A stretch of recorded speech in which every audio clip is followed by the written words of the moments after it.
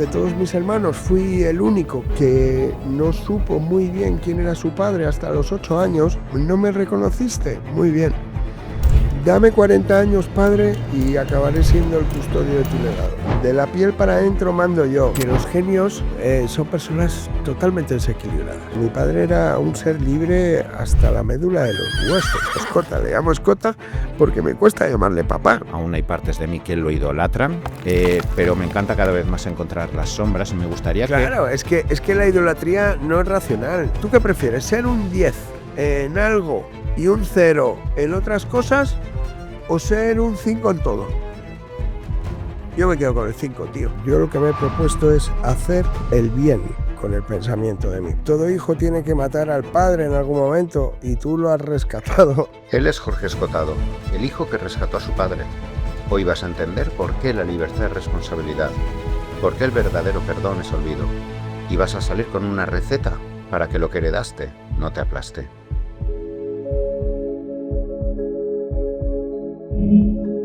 Jorge Escotado es periodista de formación, fundador de Memoralia y director de La Emboscadura, el proyecto que custodia y difunde la obra de Antonio Escotado, su padre.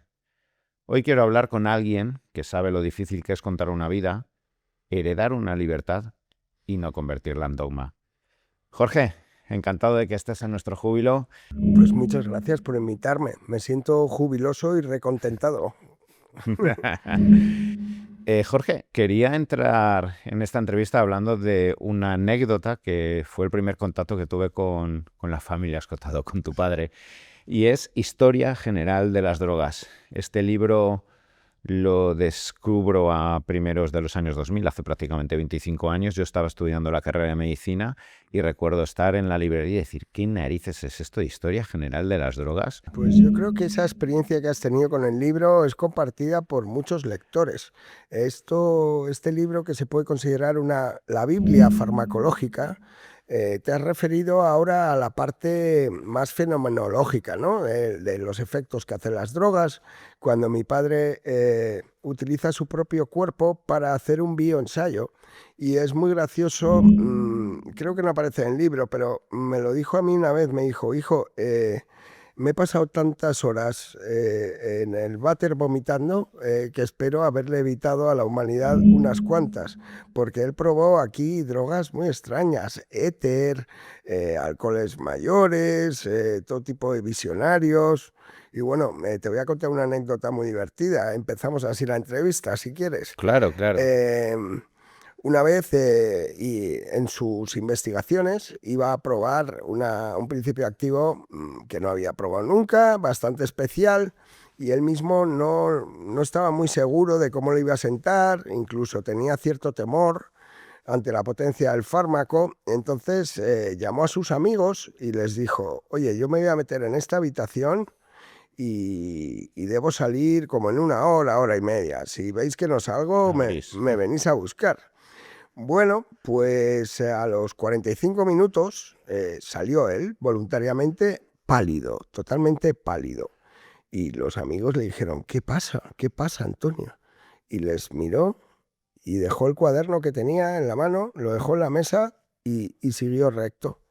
Y todos los amigos, ¿pero qué pasa? ¿Qué pasa? ¿Que está bien? ¿Está mal? Y dijeron, ¿pero qué pone en el cuaderno? Entonces se acercaron, vieron el cuaderno y solo había una frase. Esa frase era inconcreta desdicha. Ese era el efecto que le había producido aquel fármaco extraño.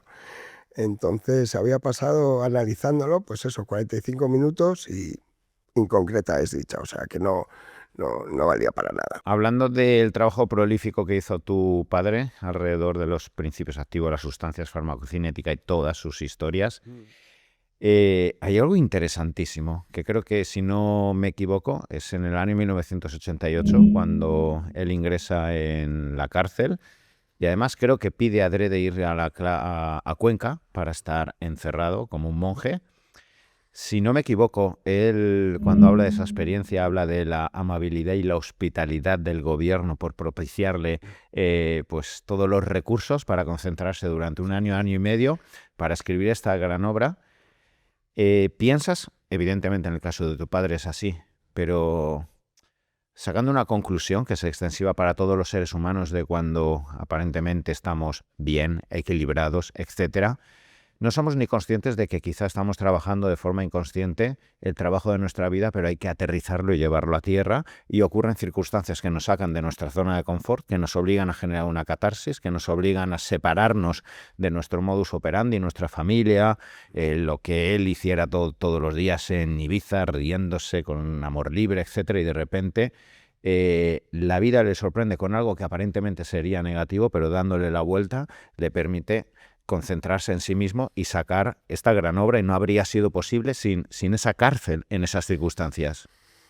No sabemos si no habría sido posible. Lo que sabemos es que alcanzó un grado de concentración difícilmente igualable.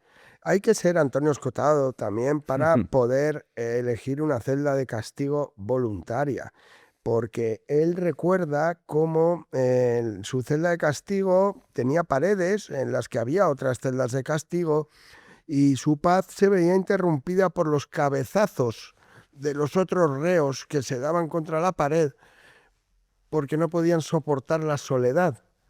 Realmente la celda de castigo se llama de castigo por algo. Hay poca gente. Yo no creo que solo conozco a mi padre, vamos, igual que todo el mundo, casi nadie conoce a alguien que haya estado en una celda de castigo. Pero bueno, mi padre consiguió sacar rédito de una situación aparentemente nada proclive para concentrarte. Y él decía un poco lo que decía Sartre en la cárcel, o sea, el infierno son los demás. En la cárcel el verdadero problema no es la cárcel, sino el resto de presos, donde, bueno, tu vida está en peligro, luego pues conoces a todo tipo de personas, ¿no? Es difícil concentrarse en la cárcel. Entonces mi padre eligió esa celda de castigo voluntaria en Cuenca, donde por la ventana podía ver unos trigales, y allí él me confesó un día que consiguió sacar 7 páginas directas para imprenta, que eso es una pasada a nivel de escritor, ¿no? Y realmente él lo llamaba mis humildes vacaciones. Pero bueno, porque él le daba la vuelta un poco a todo. Y lo que sí que es cierto es que el alcaide de la cárcel, cuando él entró en la cárcel, dijo, saldré de aquí con un libro.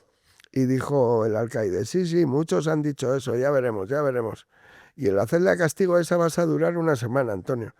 Bueno, cuando salió al año con la trilogía bajo el brazo y había durado un año, estupefacto, el alcaide de la cárcel le dijo, es usted el caso de reinserción social más llamativo que he visto en mi vida.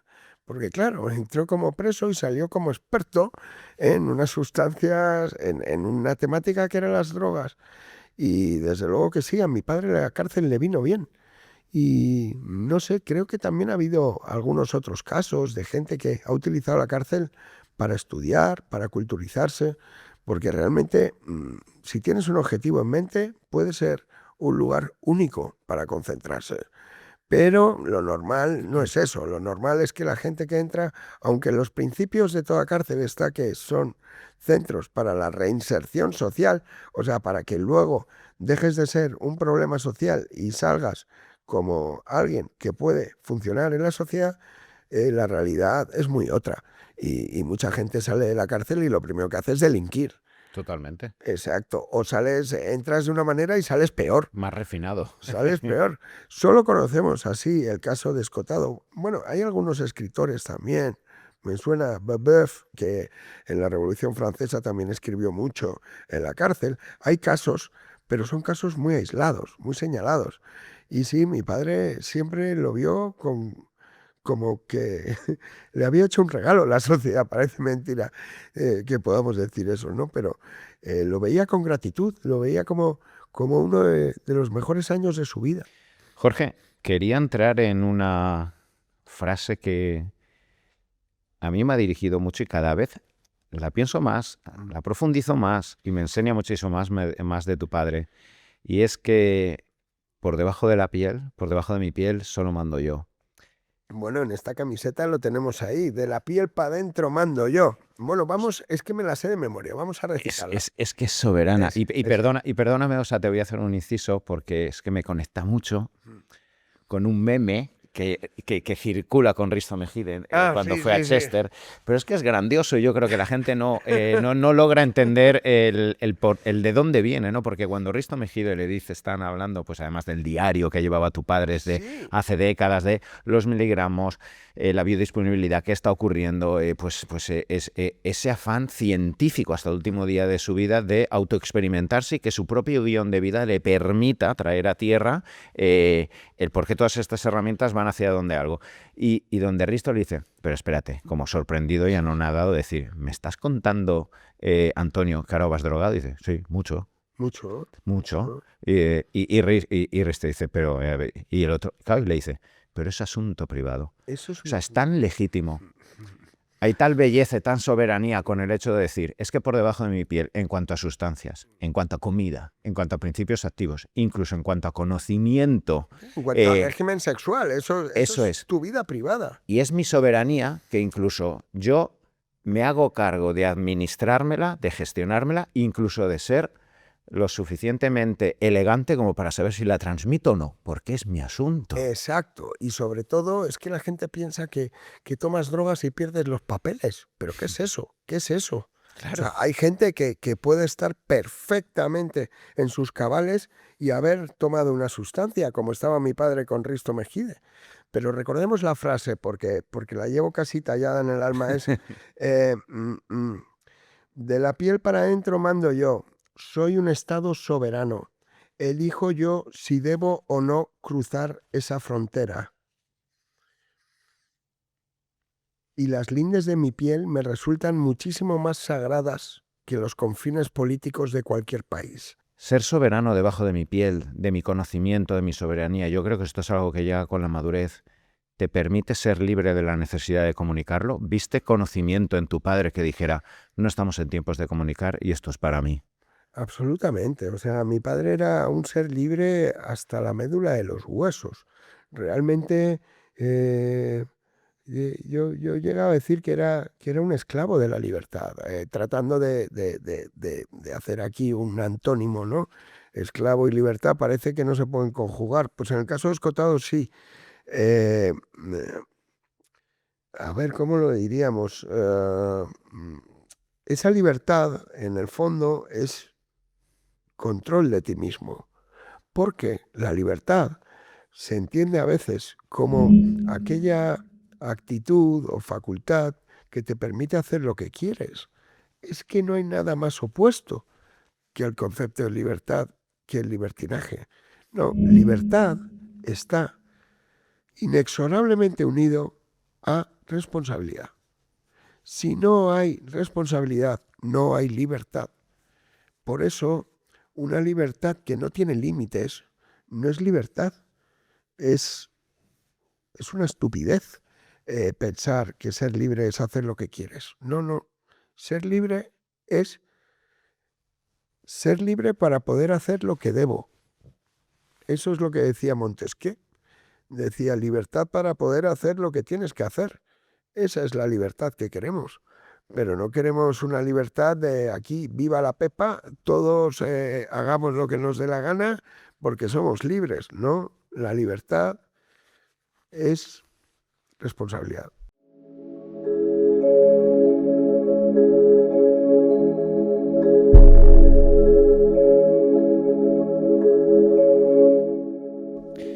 Pasamos a una siguiente sección que la hemos llamado la cicatriz. Uy. Y es la cicatriz que se puede originar o se pudo originar en ti, ¿vale? Yo sé que tuviste unos tiempos convulsos en tu niñez, has hablado de las inseguridades, la falta de autoestima, la necesidad de encontrarte con una supervivencia emocional, ¿vale? Para encontrarte con tu padre, principalmente a partir de los 16 años, aunque habías tenido varios veranos con él, pero es a partir de los 16 años cuando empiezas a vivir con él. Y me gustaría que hables de cómo se vive como la paradoja, ¿no? De aparentemente haber sido un niño, bueno, aparente no, porque fuiste un niño que no fue reconocido por tu padre, ¿vale? Hasta que finalmente lo es, pero que paradójicamente dentro de todos los hermanos te haces guardia, custodio de su obra, la ordena, genera un ecosistema que, como los grandes ilustres de la historia, pasada su muerte es cuando está empezando a crecer y a reconocerse, y eres el guardián, eres el custodio de su libertad, de sus ideas, etcétera, y ¿cómo has vivido toda esa transición? ¿Cómo hizo esa paradoja? Es una paradoja, pero así visto un poco a toro pasado se puede entender. Como yo, de todos mis hermanos, fui el único que no supo muy bien quién era su padre hasta los 8 años, pues precisamente creo que a nivel interno yo fui fraguándome una misión que era decir, mira, como realmente no sabía quién eres, voy a dedicarme el resto de mi vida a, a descubrir por qué precisamente el no haberme reconocido padre lo que hace es que tenga unas ganas locas de conocerte ahora. Y vamos a recuperar el tiempo perdido. Y entonces es una paradoja. Entonces yo, ¿no me reconociste? Muy bien.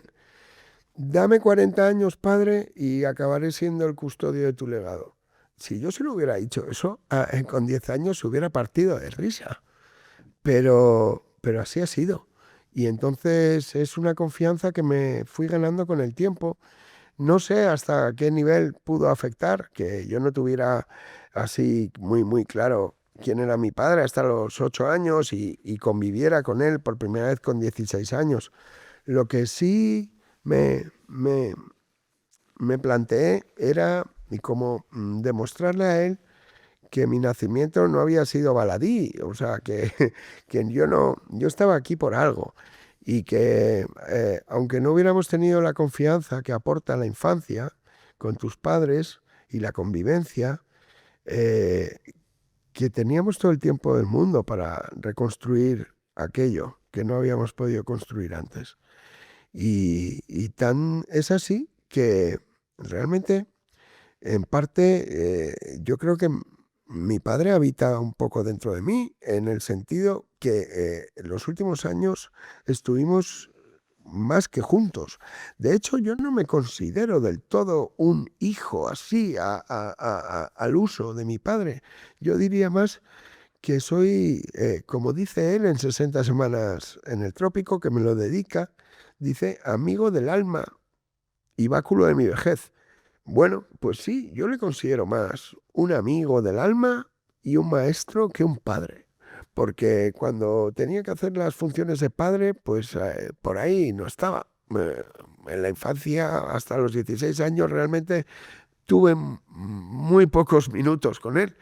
Pero vaya, si luego me cobré el tiempo, la ausencia de tiempo con él. Vaya, si no disfruté de él. De hecho, me atrevo a decir que de todos mis hermanos soy el que más se lo ha gozado al Escota, por así decirlo. Escota, le llamo Escota porque me cuesta llamarle papá. O sea, yo nunca le llamé papá. Por esas son cosas que te vienen de pequeño. Y yo le llamaba Escota, Escota. Y para mí siempre será más un amigo y un maestro que un padre.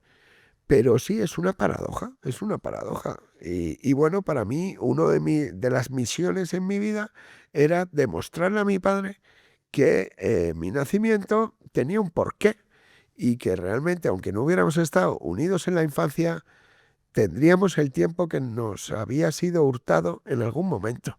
Y así fue, así fue. También yo lo busqué, también él lo buscó.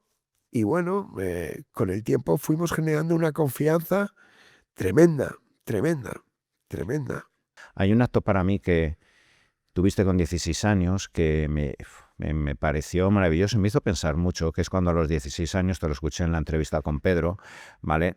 Tú decías, a mí la gente me dice que fui muy maduro cuando le dije a mi padre, no, en aquel entonces le dirías Escota ya, ¿no?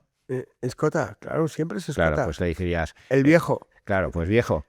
Mira, haya pasado lo que haya pasado, tú has tenido tus historias, yo habré tenido mis rencores, esto, lo otro, pero tiremos hacia adelante, conozcámonos, vamos a ver qué sale de aquí, déjame acompañarte, etcétera, y a partir de ahí se fraguó algo.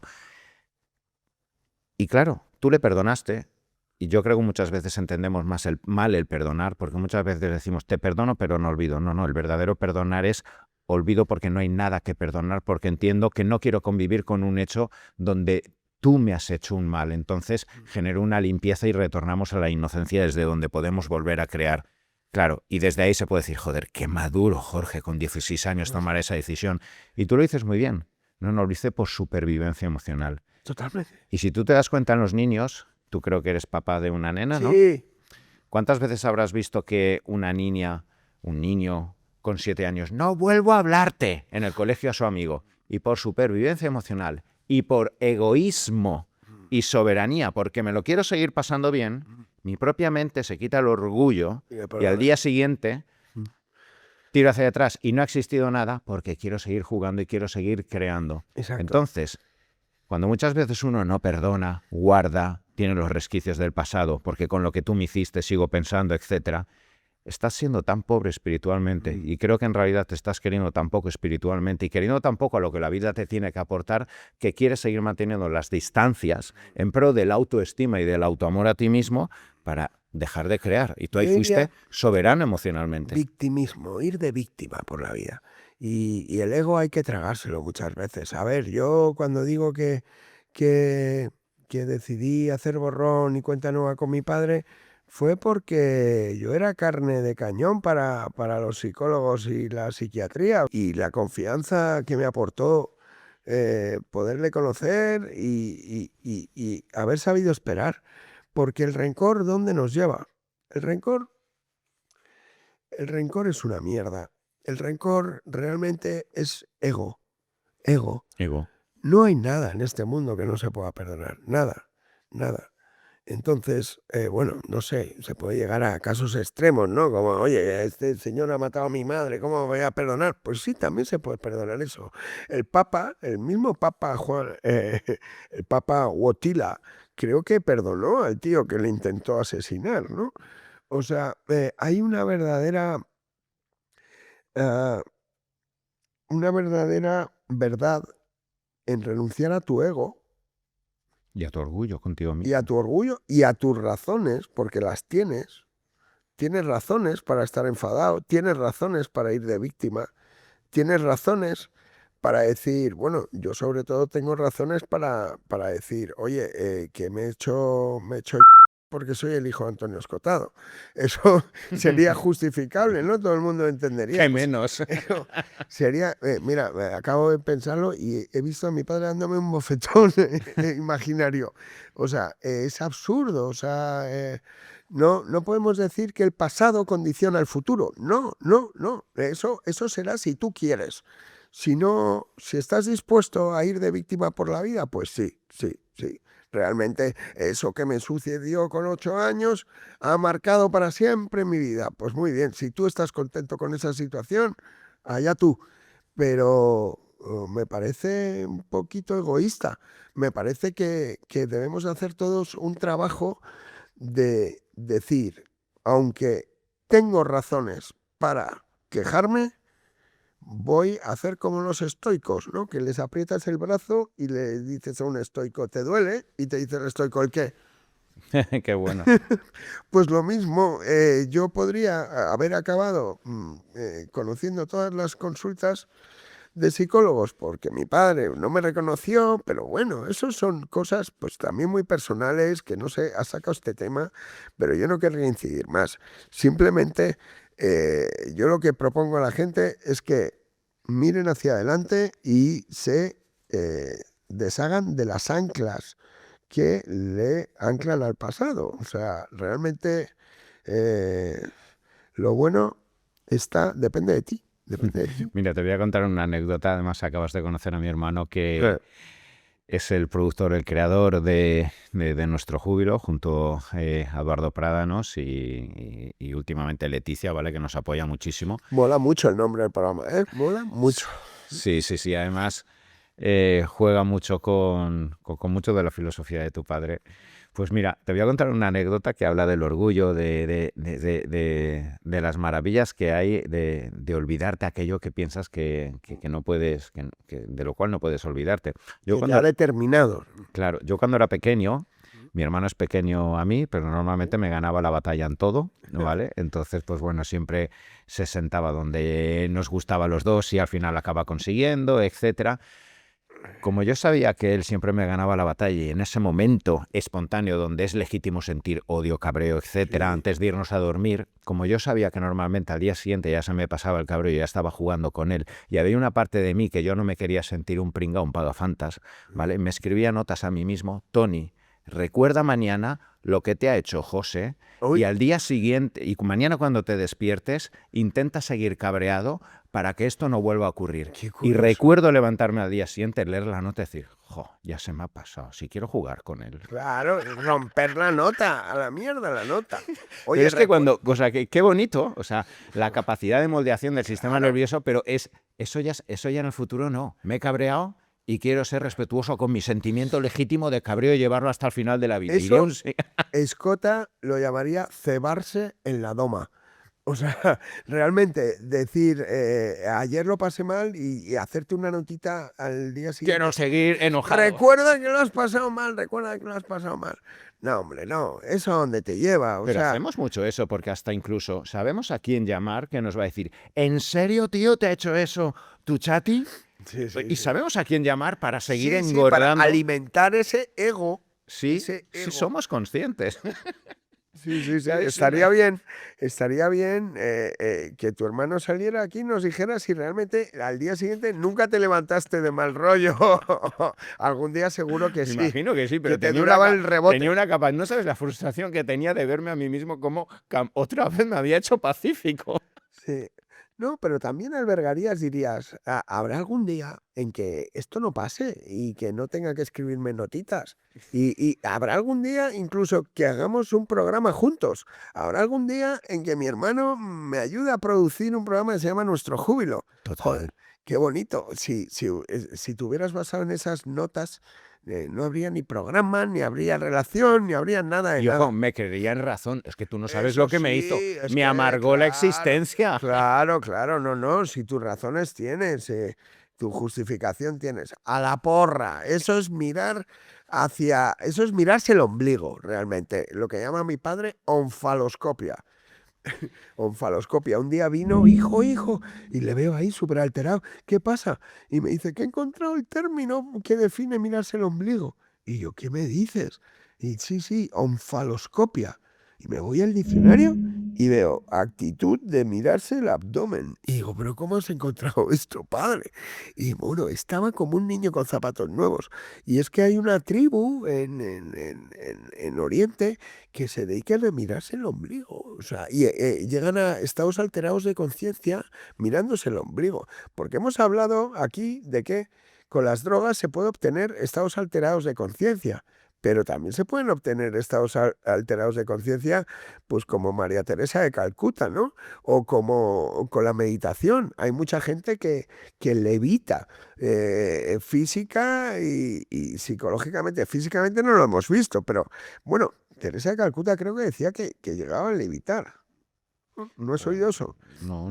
Bueno, lo había escuchado. hay gente que dice, yo el colocón que te has pillado tú con esa droga, me lo pillo yo meditando. Bueno, y bailando. Pues muy bien. Hay un rito de giros, de estos donde, claro, entran también. Claro, la endolinfa se te va de ahí. Eso es, claro. Sí, o con la música, o sea, puedes encontrar, salir de la rutina psíquica a través de varias maneras, ¿no? Las drogas son unas, pero hay otras. Y bueno, decía Escota también algo que me gustaría sacar aquí, decía, a medida que ¿por qué la gente toma drogas y por qué cada vez va a tomar más drogas? Decía, porque a medida que se va reduciendo nuestro espacio exterior, tenemos que aumentar nuestro espacio interior. Entonces, digamos que cada vez somos más gente, cada vez hay menos espacio exterior, cada vez las casas están más pegadas. Y bueno, tú, dentro de ti, eso es infinito, es eterno.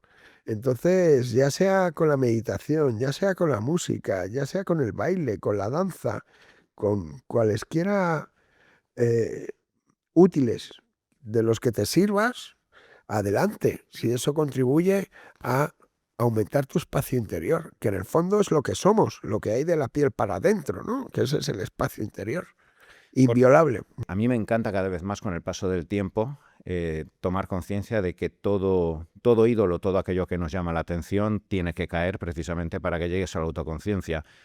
Tu padre, que es un ídolo para muchos, para mí también, aún hay partes de mí que lo idolatran, pero me encanta cada vez más encontrar las sombras y me gustaría Claro, es que la idolatría no es racional. No es racional. No y es es más, racional. hace poco, es más, si yo idolatro a alguien, hay muchas posibilidades de que acabe de apartarlo de mi vida porque hay mucha probabilidad de decepción, Sí, ¿vale? Porque sí. he depositado demasiado en él, con el Sí, romanticismo, no. con la pareja o con un hijo.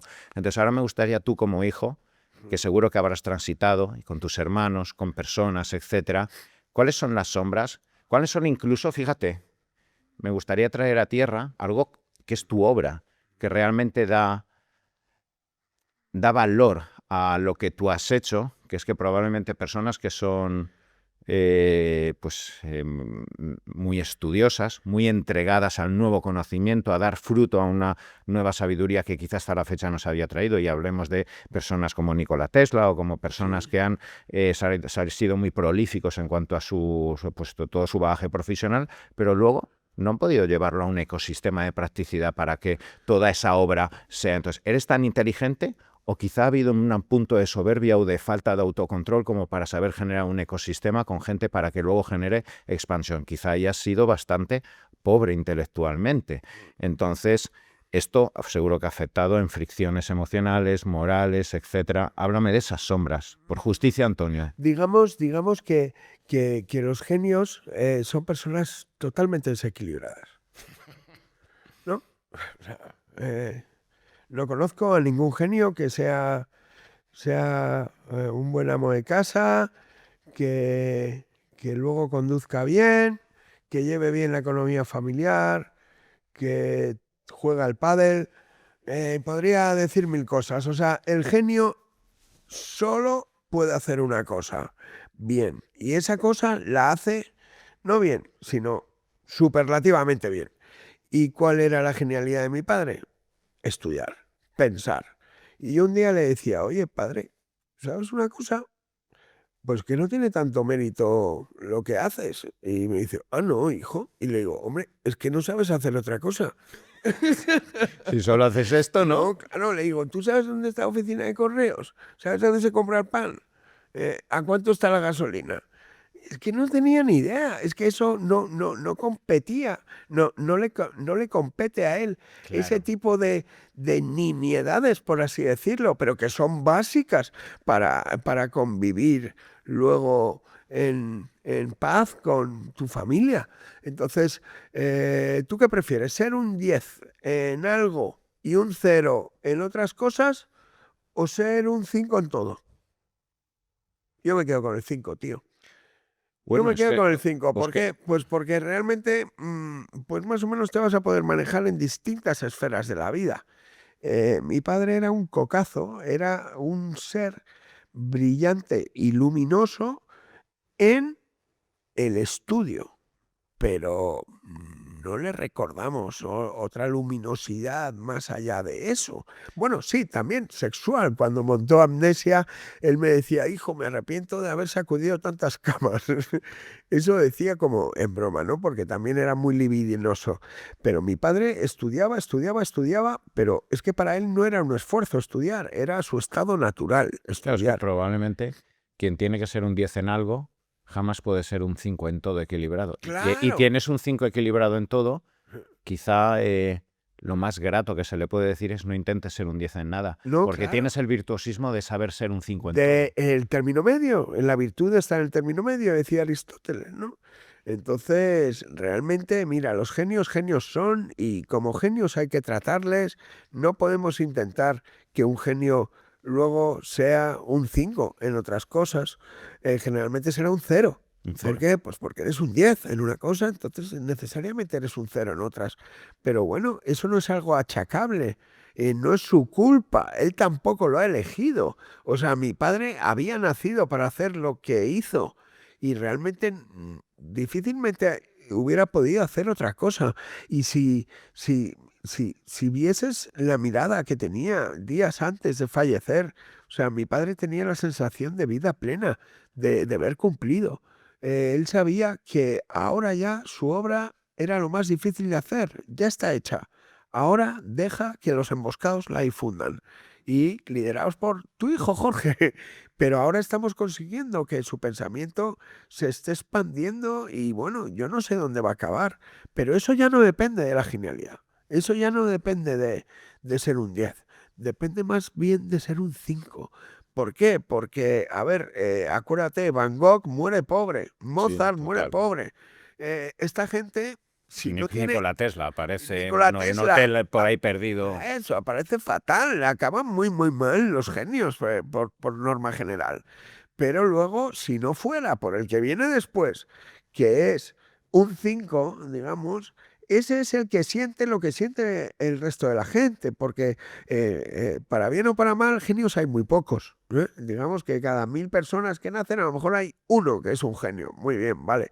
Pues ese genio no entiende al 999 restantes. Jorge, hablemos de ti.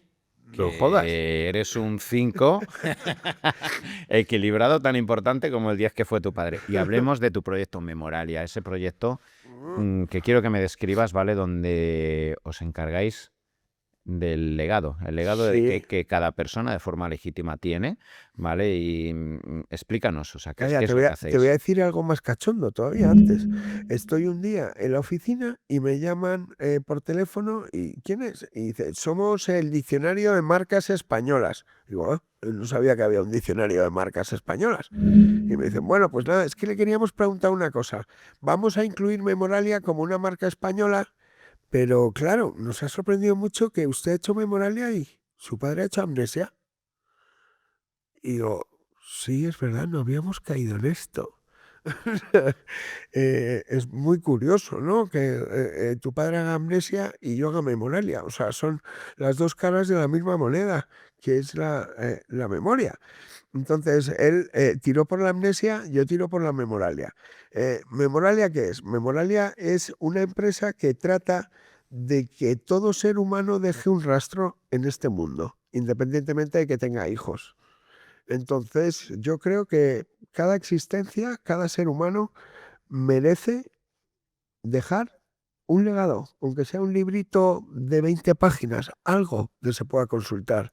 O sea, escribís una obra, hacéis una investigación de la persona, Sí, incluso fallecida, por lo que sé, ¿no? sí, Alguien que sí. lo encarga de mis ancestros, Sí, y hacéis una los investigación. hay póstumos, pero generalmente a la persona le gusta saber lo que se escribe de él y lo que va a quedar para la posteridad. Pero Memoralia es algo más profundo. Memoralia es, imagínate una biblioteca de vidas. O sea, ahora mismo tendríamos ahí, ahora, si todos los seres humanos que estamos en el planeta y dejáramos un pequeño testimonio en un libro, tendríamos una biblioteca que haría palidecer a la Biblioteca de Alejandría, con 7.000 millones de volúmenes. ¿Qué pasa? ¿Hay dos vidas iguales, Antonio? No las hay. Entonces, no lo sé. Simplemente por haber pasado por este mundo,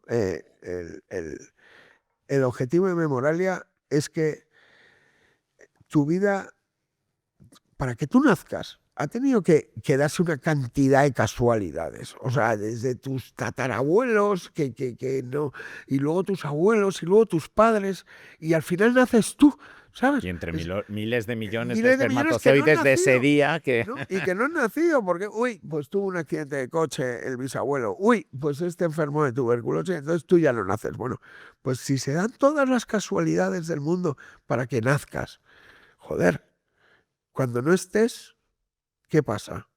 No nos va a servir a los demás tu paso por el mundo, tus andaduras por el mundo. Claro que sí, sobre todo a tu familia. O sea, si yo tuviera ahora un libro de mi bisabuelo, me lo devoraría con fruición, o de mi bisabuela, o de mi padre, o de mi madre. O sea, realmente lo que hace Memoralia es poner al alcance de todo el mundo lo que antes estaba reservado solo A a los los reyes. reyes, a los nobles, que era conocer sus orígenes. La IA ahora permite que las biografías que yo elaboro, como grabamos a la gente, al protagonista, una vez que ya tenemos el texto hecho, clonamos su voz y tu bisabuelo te cuenta su vida con su voz. ¿Qué te parece? O sea, interpreta cómo sería la voz de tu bisabuelo. Sí, no. Si yo ahora, por ejemplo, te hago una entrevista y hacemos un libro, yo tengo horas grabadas con tu voz. Claro. Entonces, una vez que está el libro terminado, pongo a tu voz a leer tu historia. Y entonces ese nieto o ese bisnieto, Vale, claro. ese bisnieto que no has conocido, Claro. va a conocer tu historia, pero además va a conocer tu voz contándola. Claro. Y esto lo hemos extrapolado también a la figura de Antonio Escotado. Y hemos clonado su voz recientemente, porque tenía una voz muy bonita. Era un barítono, no sé, o sea, a mí, aparte cantaba muy bien y tocaba la guitarra, pero vamos, mi padre tenía una voz muy, muy seductora y muy, muy atractiva.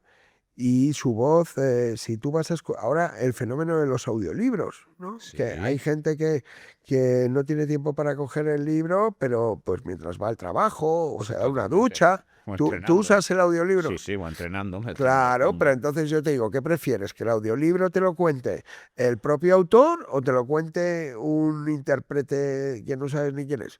Pues yo, si estoy leyendo un relato de Borges y tengo la inmensa suerte de que me lo pueda contar Borges, la voz de Borges, pues lo prefiero a un intérprete. Pues eso, nos hemos propuesto en la emboscadura que Escotado sea el primer autor que recite toda su obra a nivel póstumo. Pues a ver qué dice aquí, porque me he tomado el atrevimiento y llamarle al timbre que hay, que va directo al Olimpo, donde ahora mismo vive mi padre, que es un Olimpo que está ahí feliz. Y entonces de vez en cuando le molesto y le digo, oye viejo, dime una frase y vamos a ver esta que ha preparado para ti. A ver qué dice. Por norma general, si alguien se atreve a ir al médico sin que le duela nada y pedir un análisis, se ha metido en un asunto de graves consecuencias. El médico antiguo cobraba cuando estabas sano y dejaba de cobrar cuando enfermabas.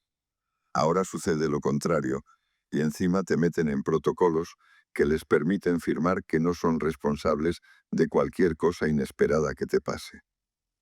¿No se les ha ocurrido medir la diferencia que hay en el sistema inmunológico al recibir o no recibir un diagnóstico de muerte segura?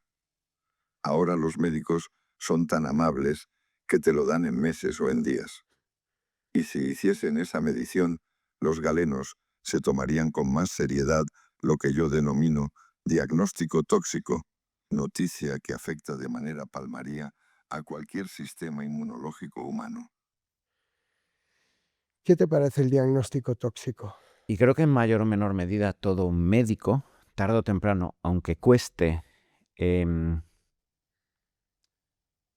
verificar que es preciso y que atiende a una realidad, porque eso significaría mirarme al ombligo y tomar conciencia de que quizá no he hecho las cosas como querría haberlas hecho las cosas, ¿vale? Pero tarde o temprano todos los médicos, si nos entregamos a la causa de lo que significa ser médico, que no es atender a una patología, a un parámetro o a un diagnóstico en una radiografía. Significa atender a un ser humano. Y un ser humano no es solo un conjunto de parámetros, de sistemas, de células intercomunicadas. Es un conjunto de sistemas anclados a un sistema nervioso, una forma de pensar, una forma de emocionarnos y una forma de vincularlos con nuestro ecosistema. Sabríamos que al igual que existe el efecto placebo, que está más que confirmado. Es alucinante, ¿verdad? Claro. Y es algo que define la experimentación y el llegar a la confirmación de que un fármaco funciona porque tiene unas tasas de mejoría mucho mayores que el placebo, porque ya sabemos que el solo hecho de creer que un fármaco me va a mejorar te favorece un 20-25% de reacciones fisiológicas supeditadas a cambios psicoemocionales que actúan en la serotonina, en la oxitocina. ¿Cómo afecta? Claro, entonces cuando a mí me dicen solo yo cuando estoy en consulta y soy consciente de que cuando el paciente entra, y es más, a más autoridad o credibilidad aparentemente tiene un médico, más es la expectativa que deposita el paciente cuando va a verte porque este tío es la leche. Una eminencia. Claro, entonces el paciente más es inevitable que se haga pequeño, se rebaje y esté esperando como el niño pequeño que iba al profesor a esperar las notas. Está esperando a ver si este tío me lo soluciona todo. Entonces, yo soy consciente en consulta, digo, joder, es que cuando estoy leyendo las analíticas, una mueca mía, Sí. un gesto así, el Ya. paciente está tan tenso analizando qué estoy pensando que yo sé que le estoy generando un impacto en adrenalina, en cortisol que inmunodeprime, en miles de variables que van a hacer que a continuación de ahí ya lo sabía. O el doctor me ha engañado y sabe algo más de lo... Pero como no me quiere dar malas noticias, igual que si le digo, con la autoridad suficiente, que va, Antonio, si esto es una tontería. Ese paciente puede haber venido y con diarrea toda la noche porque estaba con miedo a qué va a pasar y a salir diciendo me como el mundo. Así absolutamente. Y ya no solo el impacto en el sistema inmunológico, es las consecuencias que eso tiene en la capacidad de decir, como sé que voy a vivir, como sé que voy a estar bien, me cuido, entreno, tengo tiempo porque sé que voy a vivir para hoy estar atendiendo de forma presente a mi niña pequeña, abrazarla como hacía meses que no. Pero a la inversa, yo esto lo he hablado con colegas oncólogos que dicen, tío, es que es brutal, he tenido pacientes que iban muy bien la cosa y un TAC que creció un poco, lo que sea. Joder, y ahora he aprendido a sortear mejor y cómo suavizarlo porque me di cuenta que el día que les decía, aumenta un poco pero no es para tanto, esa persona me ha llamado a la esposa al día siguiente diciendo que ha estado bebiendo toda la tarde. ¿Y qué ha pasado a continuación? Que no ha comido proteínas, esos 2 días que hacía ejercicio ya no los hace, ha chillado, ha tenido sentimiento de culpa y no ha dormido por remordimiento. Se ha venido abajo, se ha derrumbado. Claro. Y hay que ver ahí, también ya yendo a lo profundo, algo que me gustaría decir es, algo de lo que no hablamos y que es muy importante es ver quién, y que mi padre fue un ejemplo, es quién se despide de la vida con una sonrisa y quién se despide de la vida pataleando, negándose. No me quiero morir, no me quiero morir, no me quiero morir. Oye, es que hay un momento en que te vas a tener que morir. Ya, pero no me quiero morir, no me quiero morir. Pero ¿qué quieres hacer en los próximos 2, 3, 4 años que te pueden quedar de vida? No lo sé, pero cualquier cosa que no sea morirme. Oye, pues aquí hay un problema, porque el ser humano, la muerte es parte de la vida. Entonces, si no asumes tu muerte, es porque de alguna manera tienes deudas pendientes, algo que quieres terminar que no has terminado, porque toda vida, su coronación, digamos, es la muerte. Es una muerte digna dentro de lo que cabe, pero hay gente que se cambia, le ponen un marcapasos con 89 años. Hay gente que por vivir 5 meses más acepta un trasplante de hígado, por ejemplo. Oye, que el cuerpo te está abandonando. No trates de ir contra la naturaleza.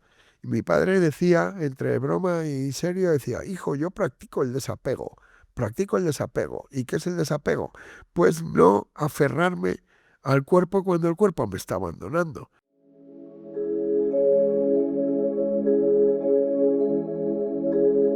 Jorge, pasamos en una sección que tenemos en esta segunda temporada de nuestro júbilo, es el ADN de, en este caso, el ADN de Jorge Escotado. Ajá. Son 2 preguntas que Sí. quiero que reflexiones y nos las cuentes porque hablan de ti. Bueno. La primera es, ¿qué crees que es lo que más callan los seres humanos y de lo que más necesitamos hablar? Uf. Bueno, un poco de esto que he comentado de la muerte, creo que es algo que se habla muy poco, de ver la muerte como algo bueno y no como algo malo.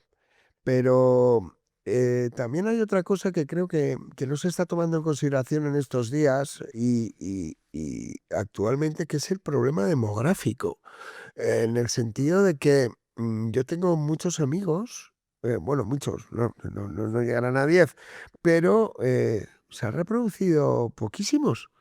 Entonces, no sé yo muy bien lo que va a pasar. Yo enciendo la tele y lo que veo son robots. Y vas al parque y ya no hay niños. Pasamos a la segunda y mira, esta pregunta, en cuanto te la haga, quiero que te tomes los segundos que sean necesarios, ¿vale? Como para pensarla, meditarla, visualizarte y ahí tienes una hoja, ¿vale? Con un bolígrafo donde todos los invitados la vais a escribir. Yo me voy a tomar la libertad de leerla, voy a ser el primer privilegiado, pero nadie más la va a leer a menos que estén suscritos a la newsletter, así que ya sabéis, si queréis ver pues la respuesta que va a dejar Jorge Escotado, apuntaos a la newsletter. Mira, Jorge, ¿qué te encantaba hacer cuando eras un niño y ahora no haces por vergüenza? Uf, déjame pensar. Piensa, visualízate.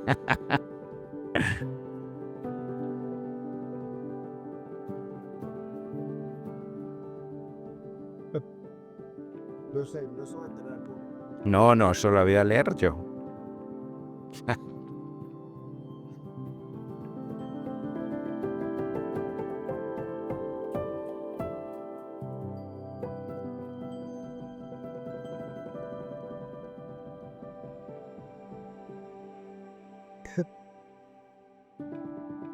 Yo te dejo la leer para que la gente vea la expresión. Ahora me voy corriendo del podcast diciendo estoy con un loco. Y ahora échate unas risas de lo que... Jorge, pasamos a otra sección que se trata de preguntas que nos han hecho parte de mi comunidad y que sabían que venías. Y hay dos preguntas que te hacen y a ver cómo nos las respondes. ¡Qué intriga! A ver, ¿qué nos han preguntado? La primera, ¿hay alguna pregunta, Jorge, que actualmente te gustaría hacerle a tu padre y que no se dio la situación o el momento de hacérsela en vida?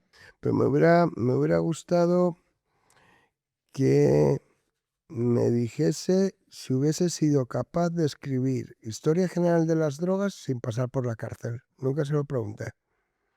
Y si el año de la cárcel supuso para él algo fundamental para poder controlar las drogas. Porque después de haberlas probado en Ibiza, él tuvo que hacer un parón obligatorio. Claro. Ahí solo tenía tabaco, cerveza y creo que les daban un Orfidal por las noches. Él entra en el año... En el año 86. 86. Primero está preso en Ibiza en el 83, pero en preventivo.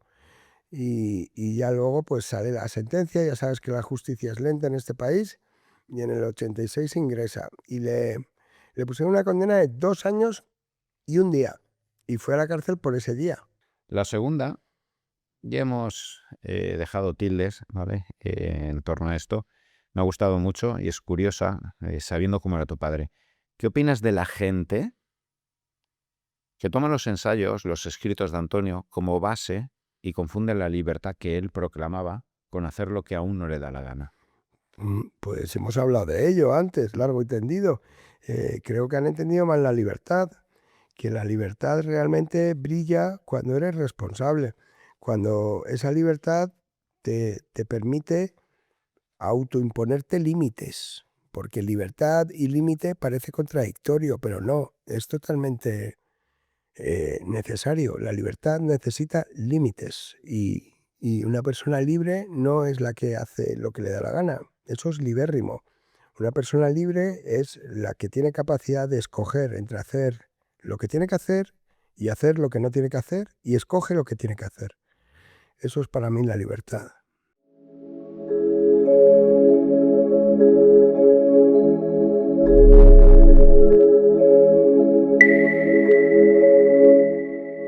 Mira, Jorge, para cerrar, quería llevar la entrevista finalmente a algo práctico.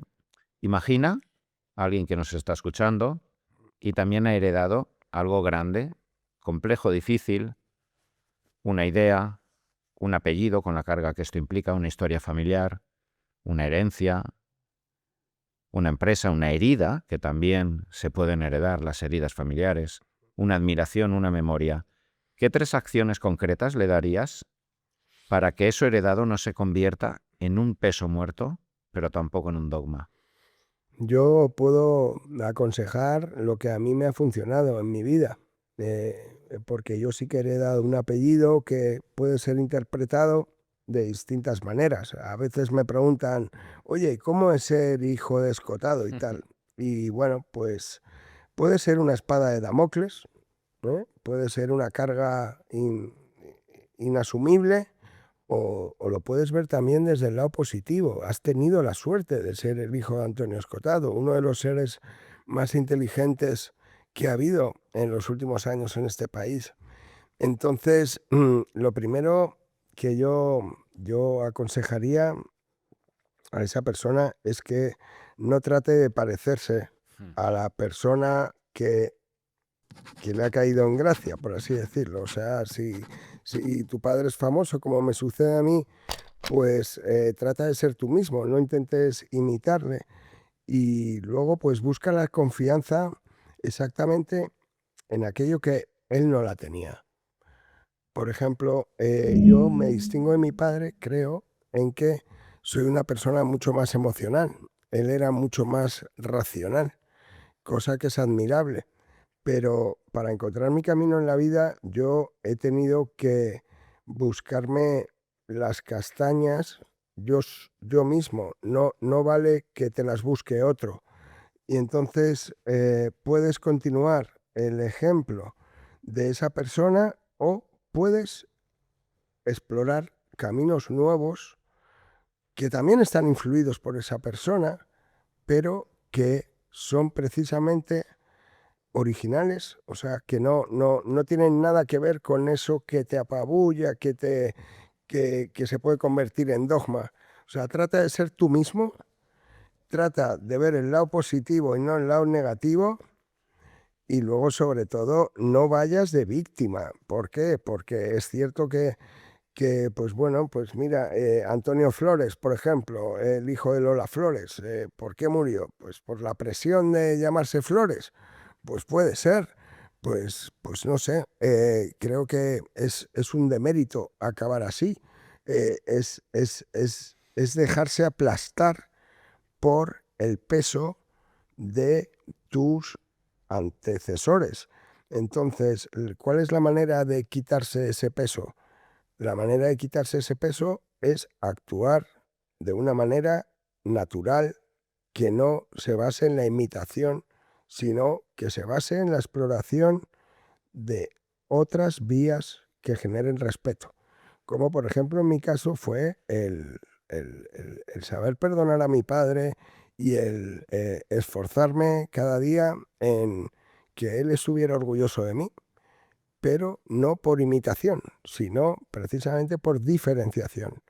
O sea, yo nunca he querido ser él y creo que es lo que él valoraba también de mí, que yo buscaba mis propios derroteros, ya fuera con Memoralia o ya fuera a la hora de ser generoso con la gente, de saber perdonar.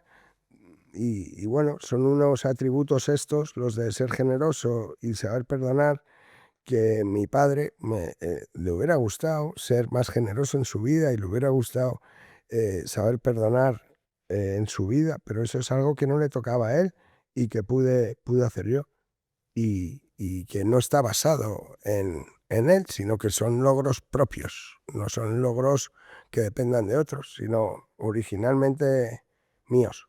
Y Antonio Escotado, estoy seguro que actualmente lo que está siendo y lo que será dentro de 10, 20 años es gracias a ti. Sí, en parte de la gente me ha dicho alguna vez, todo hijo tiene que matar al padre en algún momento y tú lo has rescatado. Es un poco Qué diferente. bonito, ¿no? Sí, sí, en parte lo que suceda con su pensamiento, pues en parte va a depender un poco del el ánimo y las ganas que yo tenga en lo que pase con su pensamiento, ¿no? Es una gran responsabilidad, pero siempre que quede claro que parte del amor y de la admiración que yo le tenía, y de que yo creo que su mensaje, si lo salpimentamos un poco y lo compartimentamos un poquito, puede llegar a todas las clases sociales. Eso es algo que mi padre nunca pensó, ni en el más remoto de sus sueños. Mi padre le interesaba que una ama de casa o un bombero o un albañil le leyese, pero para mí es fundamental que llegue ahí su mensaje, porque puede parecer complejo, Antonio Escotado, pero cuando lo consigues compartimentar, entonces ya no es tan complejo, ya no es tan espeso. Simplemente hay que tener la paciencia de actuar desde todos los ángulos a la vez, que en este caso serían las redes sociales o la editorial. Y entonces yo lo que me he propuesto es hacer el bien con el pensamiento de mi padre y ayudar a la gente a que viva sin miedo y que sea cada vez más libre y que tengan amor propio, como al final he conseguido tener yo, después de una larga temporadita sin amor propio.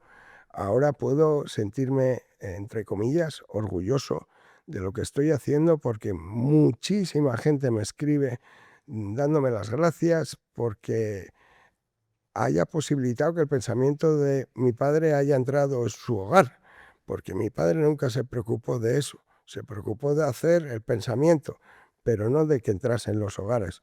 Y esa labor es la que me compete a mí y que he asumido voluntariamente y que me permite mirarme al espejo todos los días y estar contento con esa persona que veo, porque sé que estoy haciendo una buena labor por los demás. De hecho, creo que nuestra felicidad depende enteramente de los demás. Pues muchísimas gracias, Jorge. Espero que hayas estado a gusto. Muy a gusto. Seguro que te has visto en muchas ocasiones con algún síntoma, algún signo clínico y te has pasado horas y horas investigando en Internet, en Google, buscando y preguntando a diversos divulgadores acerca de esos síntomas y parece que cada vez estás más enredado y cada vez estás sabiendo menos de lo que te está ocurriendo. Al final acabas hasta somatizando mucho de lo que estás leyendo. Pues quiero que sepas que aquí, en nuestro júbilo, como bien sabes, desde el inicio hemos intentado aterrizar conceptos, hemos intentado ser muy claros y concisos para que entendáis que hay alrededor de muchos de los síntomas y de las patologías muy típicas que están actualmente en nuestra sociedad, y para ello además hemos abierto una sección que es el consultorio, donde voy a poder responderos específicamente esas respuestas que si me tuvierais delante me las haríais. Así que si quieres que te responda personalmente, puedes acceder a través del QR, que lo puedes escanear, o puedes darle al link de la descripción de la web, ¿vale? Para que ya directamente dejes tu pregunta.